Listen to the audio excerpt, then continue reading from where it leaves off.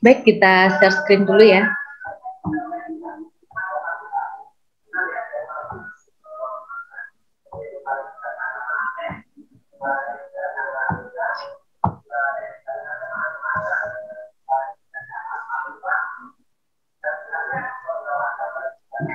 Ini adalah materi kita yang terakhir menjelang ujian tengah semester, yaitu masih berkenaan dengan manajemen proses, yakni mengenai sinkronisasi dan deadlock. Nah, secara umum sinkronisasi ini berkaitan dengan manajemen proses, di mana proses yang terjadi itu kan bisa terjadi dalam satu waktu yang secara bersamaan. Artinya proses satu mengakses yang sebuah proses yang sama-sama juga diakses oleh proses kedua.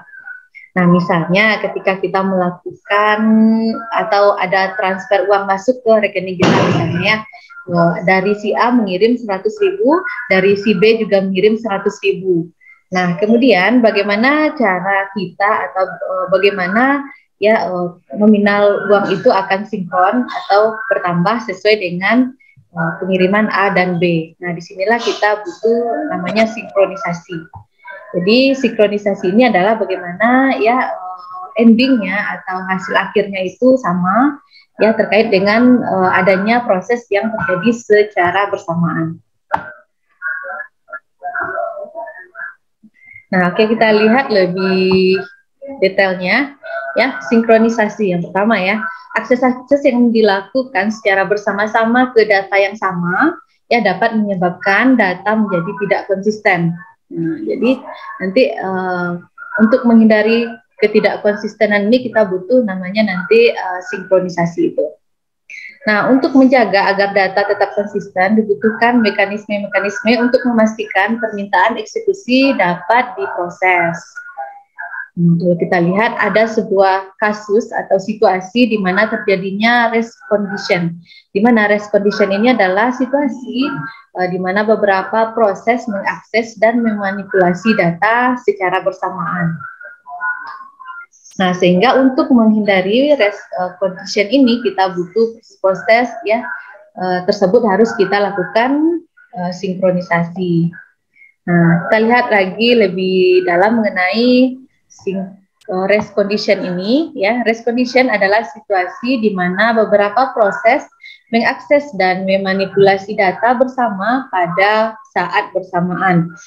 Ya, kondisi ini tentu nanti akan menyebabkan deadlock.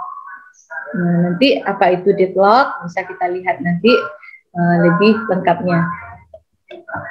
Nah, berikutnya, setiap kali sebuah proses mengakses share memori atau share file untuk melakukan sesuatu yang kritis akan mengiring kepada rest condition. Nah, proses penggiringan ke rest condition ini disebut critical section. Nah, jadi ada proses kritisnya nanti ya di dalam keadaan rest condition ini. Jadi ketika dilakukan atau pengaksesan sebuah share memori ya atau file secara bersama-sama, atau melakukan sesuatu yang kritis, akan menggiring kepada rest condition. Penggiringan ini disebut dengan critical section. Kemudian bagaimana cara kita melakukan atau menghindari rest condition ini? Nah, caranya adalah dibutuhkan sebuah jalan atau proses yang menjamin jika sebuah proses sedang menggunakan share berkas, proses lain dikeluarkan dari pekerjaan yang sama atau disebut dengan mutual exclusion. Nah, jadi jika ada proses yang sedang berjalan, nah, harusnya proses lain yang ingin mengerjakan hal yang sama dikeluarkan atau disebut dengan mutual exclusion. Nah, ini adalah 3 kondisi yang dapat menghindari rest condition. Yang pertama adalah tidak ada dua proses atau lebih secara bersamaan masuk ke dalam critical section. Kemudian yang kedua, tidak ada proses yang berjalan di luar critical section yang dapat mengeblok proses lain. Kemudian berikutnya adalah yang ketiga, tidak ada proses yang menunggu selamanya untuk masuk ke critical section. Nah, jadi menunggu aja dia ya, menunggu selamanya. Nah, itu nanti bahasannya ke deadlock. tidak ada yang mau maju ya, artinya ngantri, semua ngantri, nggak ada yang maju. Nah ini bisa tiga kondisi yang dapat menyebabkan terjadinya race condition ini. Ya, kalau kita ulangi, nah ini yang pertama, adanya dua proses, tidak ada dua proses ya atau lebih yang masuk ke critical section. Kemudian tidak ada proses yang berjalan di luar critical section yang dapat mengeblok proses lain. Dan yang ketiga adalah tidak ada proses yang menunggu selamanya untuk masuk ke critical section. Nah, jadi ya, bahasan kita mengenai sinkronisasi dapat kita simpulkan terlebih dahulu sebelum kita lanjut ke bagian yang kedua mengenai deadlock.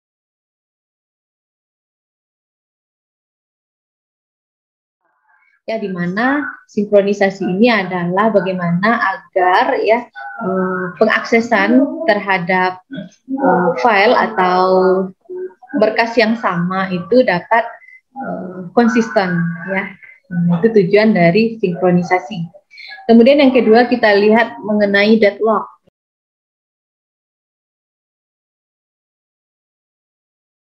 Deadlock ini adalah kondisi di mana jika dua program atau lebih memegang kontrol terhadap sumber daya yang dibutuhkan oleh program yang lain. Tidak ada yang dapat melanjutkan proses masing-masing sampai program yang lain memberikan sumber dayanya, tetapi tidak ada yang mengalah. Nah, maksudnya gimana ini? Ya, jadi deadlock ini artinya mereka sama-sama menunggu. Nah, tidak ada yang maju atau tidak ada yang mau mengalah. Oke. Nah, ini kita lihat lebih lanjutnya ya, terjadinya deadlock. Yang pertama adalah suatu proses disebabkan proses itu menunggu suatu kejadian tertentu atau pelimpahan sumber daya yang tidak akan pernah terjadi. Jadi mereka menunggu ya. Jadi menunggu sumber daya yang dia butuhkan, tetapi sumber daya tersebut tidak akan pernah dilimpahkan kepadanya. Jadi dia prosesnya tidak jalan, cuma menunggu saja si proses tersebut. Kemudian yang kedua adalah dua atau lebih proses dikatakan berada dalam kondisi deadlock bila setiap proses yang ada menunggu suatu kejadian yang hanya dapat dilakukan oleh proses lain.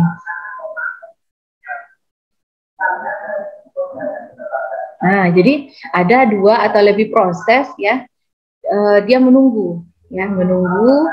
Nah, kejadian yang hanya dapat dilakukan oleh proses lain. Nah, jadi di sini ya kalau kita lihat terjadinya deadlock ini adalah karena dia menunggu sesuatu yang tidak pasti ya, seperti di PHP-in aja ya. Nah, kalau kita contohkan misalnya di lampu merah ya, di persimpangan jalan ada lampu merah. Nah, jadi ini nggak bisa jalan ya. Nah, yang ini ya mau jalan ke sini nggak bisa karena terhambat oleh ini, nggak bisa jalan juga. Nah, coba yang mau jalan ke sini, yang ini ya nggak bisa jalan juga. Jadi buntu semua ya. Nah, yang ini kita lihat dari sini mau jalan, di sini ada yang menghambat, dan ini pun jalan nggak bisa karena ada yang menghambat. Oke. Nah, sama semua ya. Yang ini mau maju, tapi di sini ada yang menghalangi. Mau maju pun yang ini nggak bisa karena dihalangi oleh yang ini. Yang ini mau maju tapi ada ini ya nggak bisa lewat juga, nggak bisa jalan ya. Jadi semua di sini menunggu ya, yang nggak mungkin bisa dia proses dia jalankan. Nah, seperti yang di belakang ini dia ngantri yang ini ya, ngantri di sini yang menunggu yang ini jalan, ini menunggu yang ini jalan ya. Yang ini karena ini menghalangi ya nggak bisa jalan, tetapi yang ini pun dia juga menunggu yang ini sampai jalan, tapi ini pun nggak bisa jalan karena ya inilah kondisi dari deadlock ini ya, sama-sama menunggu sesuatu yang tidak mungkin terjadi gitu ya, di PHP-in ya. Oke, berikutnya bagaimana cara kita melakukan pemulihan terhadap deadlock ini? Ada langkahnya ya. Langkah pemulihan deadlock adalah dengan cara memperoleh sumber daya yang diperlukan oleh proses yang sedang membutuhkannya. Jadi kita peroleh atau kita cari sumber daya yang diperlukan oleh proses yang sedang membutuhkannya. Jadi kita sediakan sumber daya. Nah, ini adalah cara kita mendapatkan sumber daya. Nah, jadi ingat tadi ya, cara kita mengatasi deadlock ini adalah kita memperoleh atau mencari sumber daya. Nah, untuk mendapatkan sumber daya ini ada dua cara. Ya, yang pertama kita bisa melakukan dengan terminasi proses, dan yang kedua kita bisa melakukan resource preemption ya, resource preemption. Nah, kita lihat dulu yang pertama, melakukan terminasi proses. Nah, metode ini akan menghapus proses-proses yang terlibat pada kondisi deadlock dengan mengacu pada beberapa syarat. Nah, jadi di sini kita terminasi proses tersebut, yaitu menghapus proses-proses yang terlibat dalam proses. Nah, jadi kalau seperti ini tadi gambarnya gimana jalan keluarnya? Ya, nah gimana solusinya? Ini sama-sama nggak bisa jalan nih, ada 4 simpang ya. Nah, jadi keempat simpang ini akan stop sampai di sini aja kan, tidak ada yang bisa. Nah, barangkali dengan sistem atau terminasi proses ini kita akan menghapus ya proses mana yang barangkali bisa menjadi solusi untuk deadlock ini. Nah, barangkali yang mana ya kita hapuskan satu misalnya ya.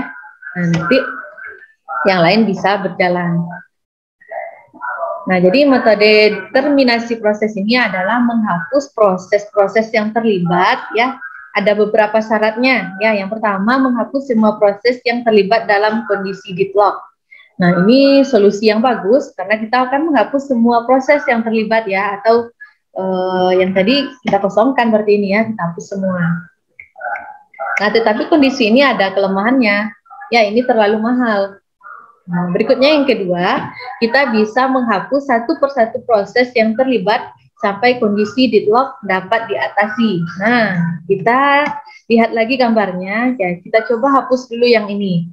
Nah, jadi satu-satu kita hapus ya, sampai kondisinya bisa berjalan dengan normal.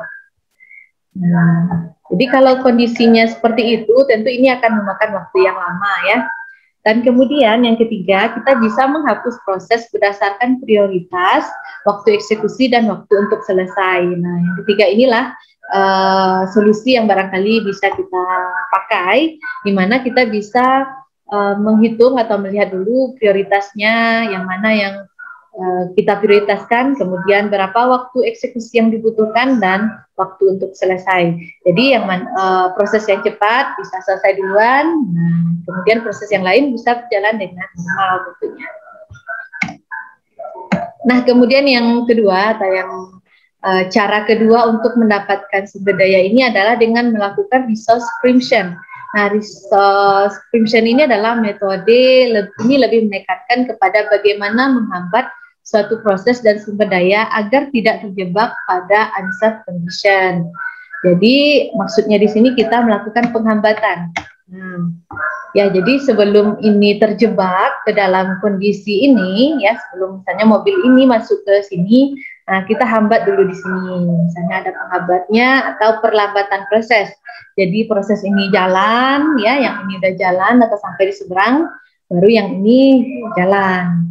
Itulah dua cara untuk mendapatkan sumber daya yang tentunya berguna atau bermanfaat untuk mengatasi terjadinya deadlock, yaitu melakukan terminasi proses ya, yaitu dengan menghapus tadi ya, dan kemudian yang kedua dengan melakukan resource preemption atau menghambat proses yang mungkin akan terjebak di dalam kondisi yang tidak aman atau terjadinya deadlock. Nah, inilah materi kita hari ini ya, mengenai dua hal yang masih terkait erat dengan materi utama kita mengenai manajemen proses, yakni terkait dengan sinkronisasi dan deadlock ya, di mana sinkronisasi tadi adalah suatu cara ya agar data menjadi sinkron akibat dari proses ya, beberapa proses yang melakukan atau mengakses sumber daya secara bersamaan. Dan kemudian yang kedua adalah deadlock ya, di mana deadlock ini ya semua proses itu tidak bisa berjalan ya karena sama-sama menunggu, dan menunggunya itu adalah sesuatu yang tidak mungkin terjadi ya di PHP-in ya. Nah, jadi cara untuk mengatasi deadlock ini adalah dengan mendapatkan sumber daya Nah, untuk mendapatkan sumber daya ini ada dua cara, melalui terminasi proses dan melalui resource preemption. Oke, sekian materi kita hari ini mengenai sinkronisasi dan deadlock. Ya, bagi teman-teman lokal C yang mau bertanya untuk materi ini, kita beri waktu untuk diskusi. Nah, silakan ajukan tangan dan kita akan bahas lebih lanjut.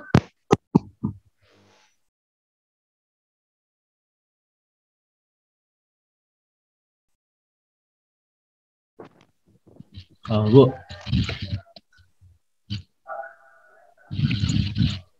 Bu. Oke, ada Risil ya. Gimana Risil, udah mandi belum nih? Kayaknya belum mandi deh.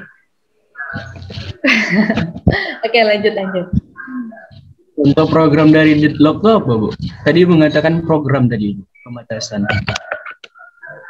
Oke, pertanyaan dari Risil tentang program ya. Program dari deadlock.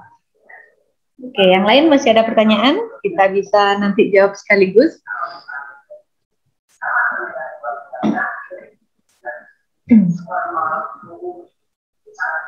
Saya Bu bertanya. Sawal ya, Sawal, silakan Sawal. Ini dalam untuk mendapatkan sumber daya itu kan ada dua metode tadi Bu. Yang pertama tadi terminasi proses. Dalam terminasi proses tadi ada 3 metode. Yang pertama menghapus semua proses yang terlibat dalam kondisi deadlock. Tetapi solusi ini terlalu mahal. Kenapa itu terlalu mahal, Bu? Apakah kita membayar orang untuk menyelesaikannya atau membayar apa gitu? Apa yang menyebabkan itu mahal gitu? Oke.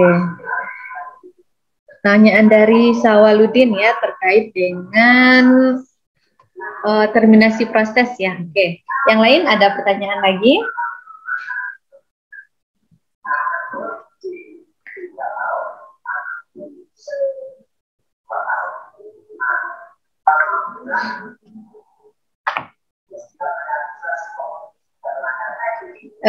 Masih ada pertanyaan? Kalau enggak kita jawab dulu ya pertanyaan dari Risil.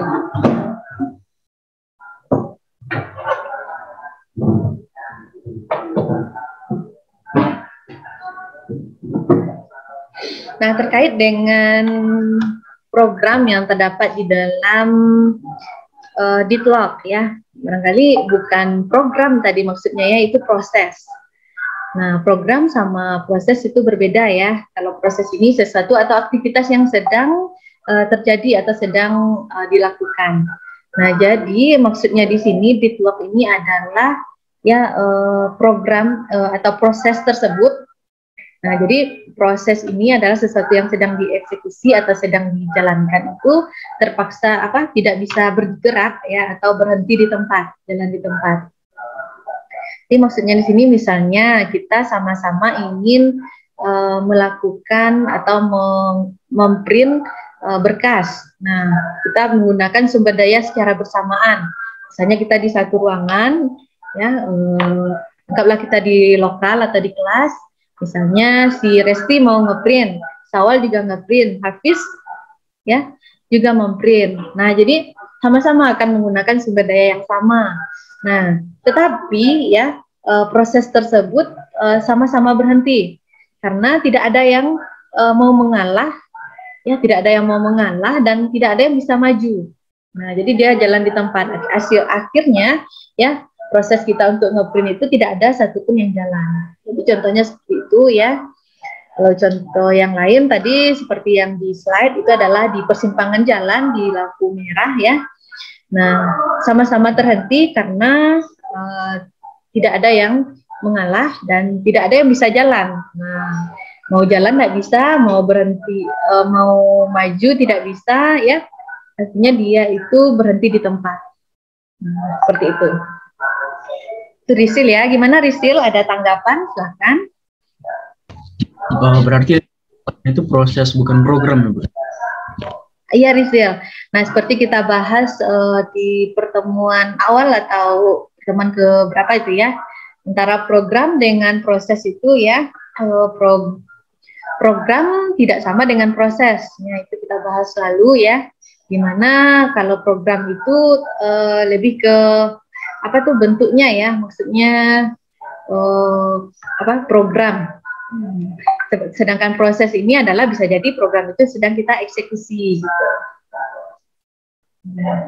Terisil ya. Kemudian yang kedua pertanyaan dari Sawaludin ya, Sawaludin terkait dengan kenapa mahal.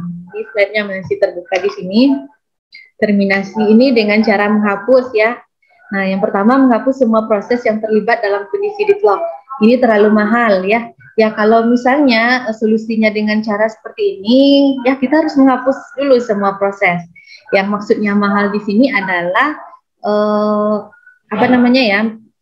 Karena kita menghapus atau melakukan ini dari nol lagi, tentu ini akan membutuhkan biaya yang mahal.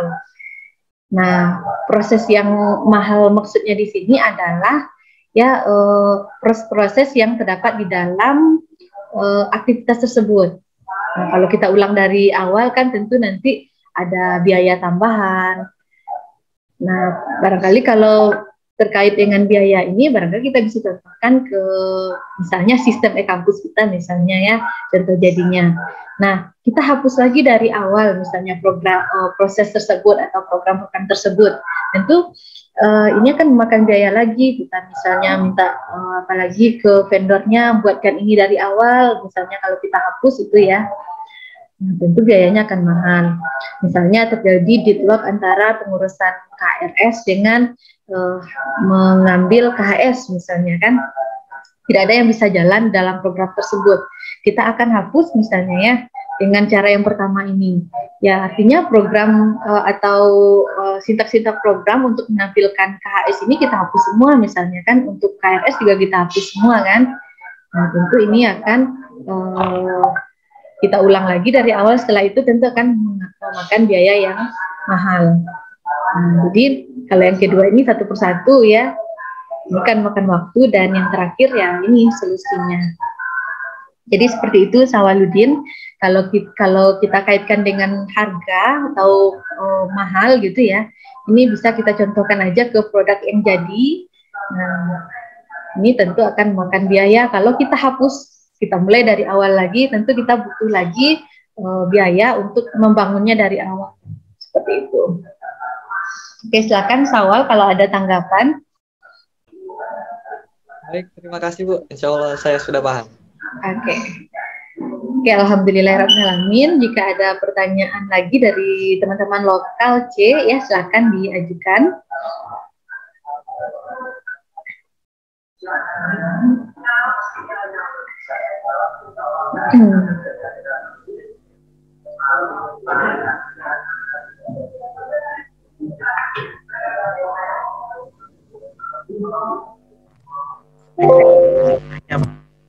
Mohon maaf Hafiz, suaranya nggak kedengaran.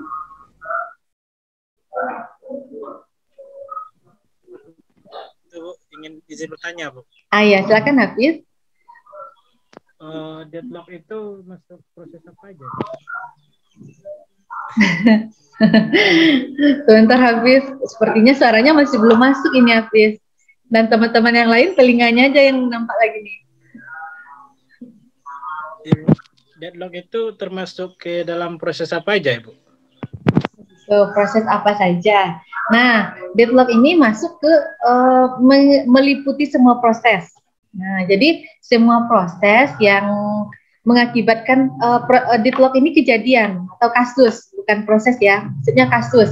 Jadi kejadian ya akibat dari proses yang tidak bisa berjalan, akibat dari kondisi ini ya, mengakibatkan deadlock. Jadi deadlock ini adalah semacam kasus atau kondisi, nah di mana program-program atau proses-proses mengalami deadlock. Gimana? Paham nggak kira-kira bahasanya seperti itu? Alhamdulillah Bu, paham. Terima kasih jadi, Bu. Ya deadlock ini adalah kondisi, nah bukan program, bukan proses. Seperti itu ya, kondisi yang mengakibatkan terjadinya deadlock. Nah, di mana proses tidak bisa bergerak, ya, diam di tempat. menunggu tapi tidak bisa kemungkinan menunggu tetapi tidak mungkin dieksekusi. Nah, seperti ini ya. Nah, ini dia menunggu tapi tidak bisa lanjut. Oke, dari teman-teman yang lain masih ada pertanyaan? Saya, Bu. Ya, Rizka. Tadi kan Ibu bilang bisa mencegah deadlock dengan 2 cara tadi kan, Bu? Ya. Jadi kalau misalnya untuk menghindari terjadinya deadlock tuh bagaimana, Bu? Upaya menghindarinya agar tidak terjadi deadlock. Oke. Nah, deadlock ini terjadi karena mengakses sumber daya secara bersama-sama tentunya ya. Penyebabnya yang pertama seperti itu. Nah, untuk menghindarinya kita jangan terlalu multitasking, atau kita bisa kontrol ya penggunaan atau pengaksesan terhadap sumber daya tertentu.